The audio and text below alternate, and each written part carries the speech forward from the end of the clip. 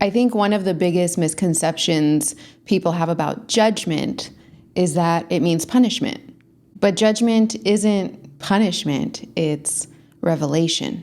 It's the moment in your life when you can no longer lie about what something actually is. It's the moment life asks you to look directly at the consequences of your choices, your patterns, your avoidance, and your unconscious behavior, and decide who you're going to become next. And if you've been paying attention, it kind of seems like we've been going through a collective judgment cycle right now. Hey everybody, I'm Mystic Brew, founder of Return to Self, where I help you remember who you were before the world taught you who to be. And this is another episode of Hot Girl Math, where we solve energetic equations. For this episode, I decided to just keep going with this tarot archetype alignment, because if you've been watching, episode 18 correlated with the moon, the mother. 19 was the sun, the father. And so the 20th card in tarot in the major arcana is Judgment. And I found that to be kind of interesting because if you follow my Substack and are a subscriber, then you know that every week I share a collective reading and the astrological transits of that week. And Judgment has been coming up all week.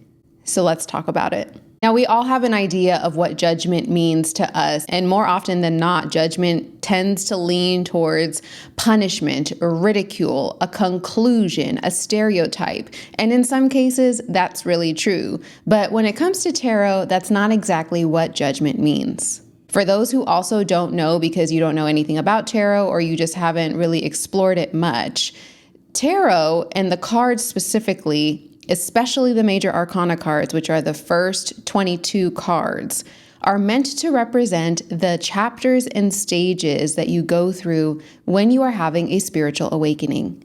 You start with the Fool, who takes a leap of faith, and you end with the World, which is the closure of a karmic cycle, and then you start all over again. And then the minor arcana, which is every other card in the deck, is meant to represent the different people, the different experiences that occur along the way. Judgment is the 20th card in the major arcana, meaning it is the card right before you close out a cycle. In tarot, judgment is actually more about resurrection, not death, not penalty, not punishment, but a return to consciousness. In tarot, judgment is a cosmic wake-up call. It's that moment right before the shift where you sit down and you reflect. It's almost like the universe is asking you, okay, knowing all that you know now, sit down and honestly reflect. Are you moving in alignment? What do you continuously feed that is not serving you?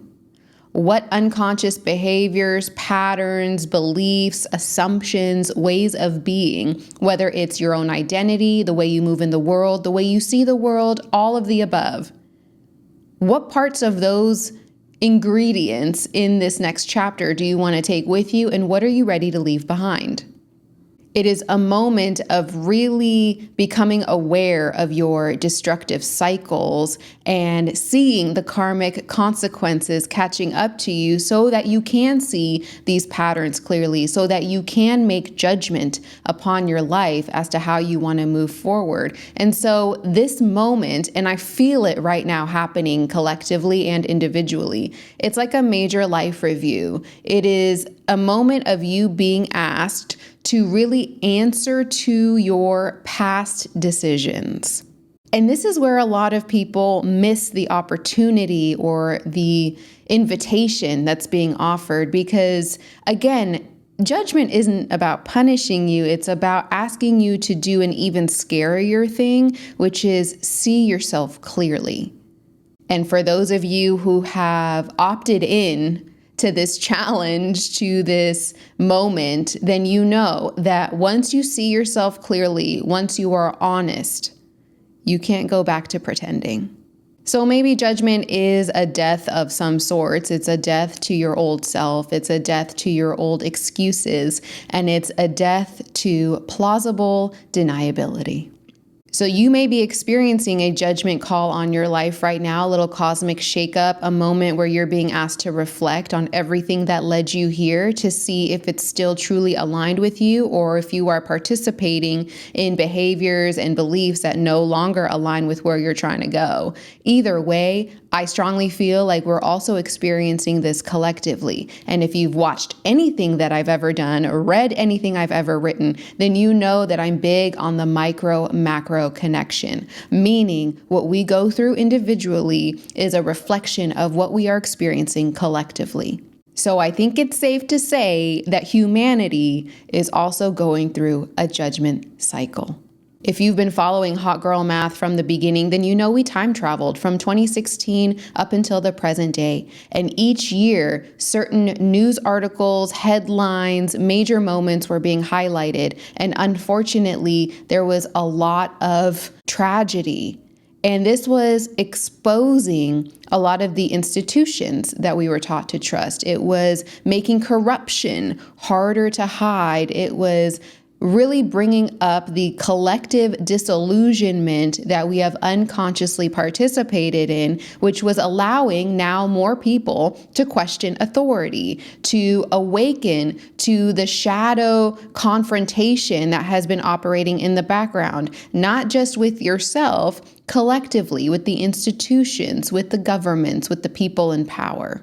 As I've mentioned before, we are living through a period where the institutions and systems that we were taught to trust are now being forced into revelation. And revelation is very uncomfortable because it requires a level of honesty and it dismantles certainty, which can make people feel really unsafe. So again, even when judgment comes, you have a choice as to whether or not you accept the truth that's being shown or you prefer to stay in illusion. Now, if we zoom in and focus on America specifically, which is where we started this entire journey, then you know that America is currently going through its Pluto return, which means that from its inception, America is returning to the same space where Pluto was when it first became a nation. This is very significant because Pluto is the planet of deep transformation, death and rebirth, the shadow, and a version of collapse that allows something new to be born. And this is the first time we're experiencing a Pluto return in this country because Pluto takes roughly 248 years to orbit the sun, which means that this is the first time since America was founded that Pluto has returned to the exact place in the sky that it occupied when the country was created. So again, Pluto is connected to power, corruption, the shadow, destruction, transformation, and death and rebirth cycles. If any of you have ever experienced a Pluto transit within your chart, if you know your astrology, then you already know this is not a walk in the park. If you have significant Capricorn placements, then you know this really well too, because you went through a long period that just ended about a year ago when Pluto was moving through Capricorn, dismantling everything that was built on faulty foundation. So Pluto does not ask politely. Pluto is confrontational. Pluto says enough is enough, which makes sense that collectively we are now watching all these institutions and leadership structures and power dynamics and wealth inequality and long-standing corruption come under this immense pressure. Because again, we are coming to the point of judgment. So if Pluto is going to expose the shadow, then judgment's asking, okay, now that you've seen, what are you going to do about it? That's where we are right now. That's where you might be on your personal journey in whatever area of life is being highlighted for you, and collectively in America, and maybe even globally, because America is not the only country that's going through a massive upheaval. We are seeing ourselves being asked, now that you know what you know, what are you gonna do? And this is the uncomfortable truth when it comes to awakening, this process of truths being illuminated and judgment. I think people assume that a spiritual awakening is like this beautiful ascension process where you're just meditating all day and having ashwagandha and a nice tea with fresh herbs, whatever. And maybe that's part of your practice. But listen, awakening usually begins with disappointment, with destruction, with a truth that can no longer be hidden. And we've all experienced this. You've experienced it, whether you were in a relationship that kept trying to show you, hey, this isn't it. Hey, you're being disrespected. Hey, let's face the consequences of this and then take responsibility for our choices. You've experienced it with the government. You've experienced it perhaps with your religion. You've experienced it in your family systems, within capitalism, within your identity yourself, when you keep seeing yourself stuck in a loop, doing the same thing, ending up in the same place. What's not changing? What are you not willing to do? What information are you not willing to see? And so again, this resurrection with judgment can't happen before there is a reckoning. I think that's the other hard part about this, and I resonate with this, is it can be so easy to feel helpless and powerless in these moments because you think that you're up against this huge, just like monster that is going to overpower you because it has more resources and it's always been in power and all of these different things. But it's like, this is when the few become the many. And this is when we realize what happens and how quickly things can change when we truly organize. And I understand how overwhelming and maybe impossible even it can seem to course correct and to change a story that we have been fed since we got here and a way of being that we've only ever known. But if that was true, none of us would even be here right now. The one constant truth in life is change. And one of the most remarkable things about human beings is our level of resilience and adaptability. We are capable of so much change if we are willing to do it. And so right now, I think the question that judgment is asking all of us is really quite simple, which is, what truths can you no longer avoid? Because eventually every system reaches a moment where the illusion collapses. Whether it's your relationships, your governments, your friendships, your family, and even your relationship to yourself. So when we talk about change, whether it's collective change or individual change, they're connected regardless. Something I've noticed is we spend so much time asking when the change is coming without realizing that that change is waiting on us. Change begins the moment you stop negotiating with what you already know and move differently. That's why I keep telling you, to change the world, you got to change yourself. That's your job. It's not necessarily about always trying to do the big picture goals, because of course that's going to seem overwhelming, and that's how we self-sabotage. Something I also know quite well. It is looking at the big picture, seeing the big vision, being amped up about it, but then not knowing the steps to get there and then feeling so overwhelmed and overpowered by it that you do nothing. That can't be the case here. It's just not, it's not possible right now. There's too much on the line. And so if nothing else, my friend, the only thing that is being asked of you right now is to reflect honestly with yourself and whether or not you are showing up in the ways that you know you are meant to show up. What changes are you refusing to implement? Where are you continuing an old habit, an old story, an old way of being that is perpetuating the harm that we are collectively trying to heal? You are a piece of the puzzle, which means your responsibility is you.